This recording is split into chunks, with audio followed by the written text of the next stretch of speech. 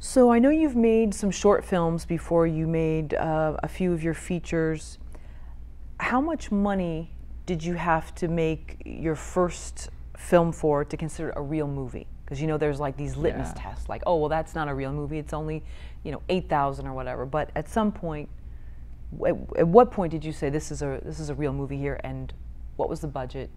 I think that's an interesting question because a lot of people do put these litmus tests on what it means to make a real movie, and I think it's bullshit because it's a real movie the second that people are watching it and the second that people are writing about it. And I think that is actually the second and most key component, especially in the digital era when you have YouTube and Vimeo and all these digital platforms that aren't necessarily monetized. If you make a short film that someone writes about, and I mean film journalists, bloggers, all these various things, I think then you've made a real film. It has nothing to do with money because your career is about creating things and evolving as an artist to tell stories that hopefully people are going to access and enjoy.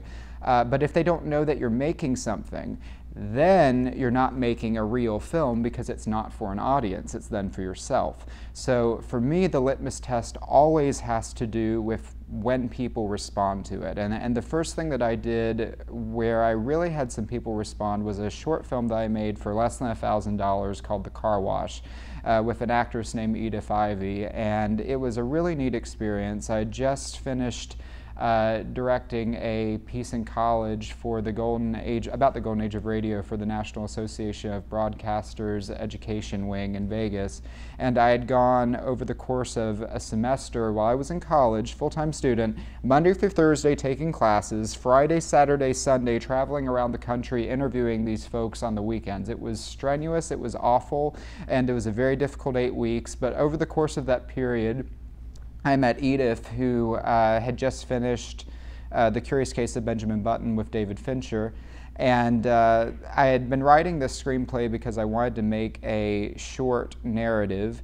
And I thought that Dixie Carter was going to play the lead because I had worked with her on the first film I ever produced, but she had just passed away. And so once I met Edith for this documentary that we were making, I said, you know, she's actually perfect for this role. And I sent her the screenplay terrified because she had just worked with David Fincher, and here am I, lowly college student. And she read the screenplay and sent me a message back and said, you know, I can't believe that anyone under 55 wrote this material, and I will do it for free. And I was mind-boggled by it. Now, of course, I did not have her do it for free. I did a SAG minimum because I think that's ethical. Paid her $100 for 2 days, and we made the film. And it went to festivals. People liked it. It's got a lot of views online. And that would, I would say, be my first legitimate film. But the films I made afterwards did end up getting more press and such. But I think that's the progression you make.